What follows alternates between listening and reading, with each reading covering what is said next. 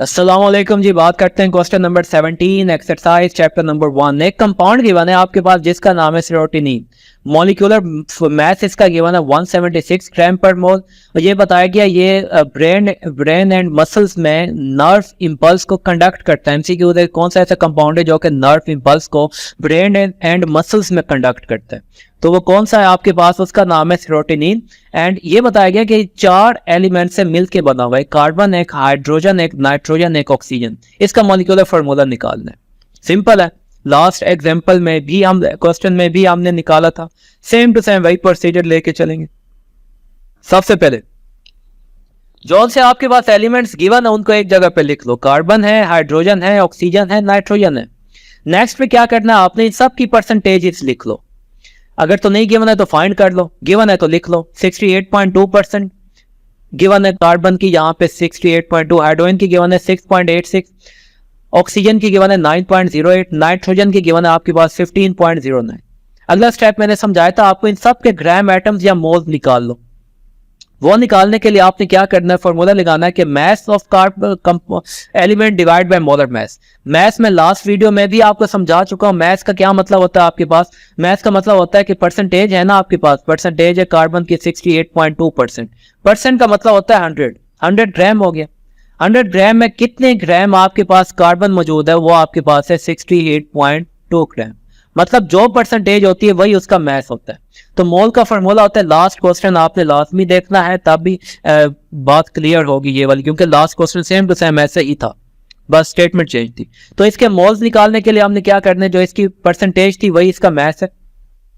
वो आपके पास परसेंटेज थी 68.2, उसको डिवाइड कर दिया इसके मोलर मास पे। एक कार्बन का होता है 12, तो इसके मोल्स आ जाएंगे 5.68 मोल्स। हाइड्रोजन की परसेंटेज जो इसका मास बन जाएगी, जो कि आपके पास थी 6.86। एक हाइड्रोजन का जो मोलर मास होता है वो होता है 1.008। जब हमने डिवाइड किया तो आपके पास मोल्स आ चुके हैं 6.80 मोल्स।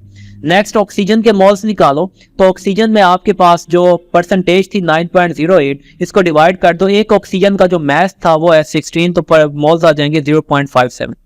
एक नाइट्रोजन आपके पास है 15.09, इसको डिवाइड कर दो इसके मास पे। एक नाइट्रोजन का होता है 14, आपके पास मोल्स आ जाएंगे 1.07। अब आपने ये देखना है सबसे कम मोल्स कौन से हैं, तो हमें पता चला है सबसे कम मोल्स की जो वैल्यू आई है वो आई है 0.57 मोल्स। अब आपने 1 बाय 1 इन तमाम मोल्स को 0.57 पे डिवाइड कर दो। 0.57 को नीचे लिखो सबके, एंड इन तमाम मोल्स को 1 बाय 1 इसको डिवाइड कर दो ताकि अगला स्टेप एटॉमिक रेशियो फाइंड की जा सके। तो जब हमने 5.86 को कार्बन के केस में 0.57 पे डिवाइड किया तो आपके पास आंसर आ गया almost round about 10, round of करने से 10 आ गया। उसके बाद 6.80 को जब हमने डिवाइड किया 0.57 पे तो आंसर आ गया 12 आपके पास। फिर 0.57 को 0.57 पे डिवाइड किया तो आंसर 1 आ गया, एंड 1.07 को 0.57 पे डिवाइड किया ऑलमोस्ट 2 आ गया आपके पास। तो ये आपके पास क्या आ चुके हैं, तमाम एलिमेंट्स की एटॉमिक रेशियो। तो कार्बन के देखा जाए तो कार्बन आपके पास है 10, तो C10 आ गया। हाइड्रोजन कितने आपके पास 12, तो H12 आ गया। ऑक्सीजन कितने आपके पास 1, तो O आ गया। एंड नाइट्रोजन कितनी आपके पास 2, तो आपके पास N2 आ चुका है। ये आपके पास इस कंपाउंड का आ गया है इंपीरिकल फार्मूला। हमने निकालना है मॉलिक्यूलर फार्मूला। उसके लिए अब हमने क्या करना है, इस इंपीरिकल फार्मूला से इस इंपीरिकल फार्मूला का मास निकालना है। वो मास कैसे निकलेगा? एक चीज आपको हमेशा क्वेश्चन में देगा, जब भी मॉलिक्यूलर फार्मूला पूछेगा उसका मोलर मास 176 उसने दिया हुआ है। अच्छा, आपने इंपीरिकल फार्मूला मास निकालने के लिए क्या करना है, लास्ट क्वेश्चन में भी समझाया था। ये जो फार्मूला इंपीरिकल फार्मूला इसका मास निकाल लो। एक कार्बन का होता है 12, कितनी कार्बन है 10 प्लस। एक H का होता है 1, कितना H है 12, कितनी ऑक्सीजन है 16। एक नाइट्रोजन का 14 होता है, कितनी नाइट्रोजन है 2। जब इसको मल्टीप्लाई किया प्लस किया तो आपके पास इंपीरिकल फार्मूला, इस इंपीरिकल फार्मूला का जो मास आ गया वो आ गया 176। अब फॉर्मूला लगाओगे molecular mass is equal to n multiply by empirical formula mass. यहां से n निकालना है आपने। n क्या होता है समझा, लास्ट वीडियो में भी डिस्कस किया था हमने, एक इंटीजर होता है, एक नंबर होता है। तो इस मॉलिक्यूलर मास लिखो या मोलर मास लिखो, एक ही बात है, हमेशा वो ये देगा। इसको डिवाइड कर दो, जो इंपीरिकल फार्मूला मास निकला है आपका, तो मॉलिक्यूलर मास या मोलर मास उसने दिया वो 176। इंपीरिकल फार्मूला मास जो हमने निकाला है वो भी 176 है, तो n कितना आ गया आपके पास, n आ चुका है 1।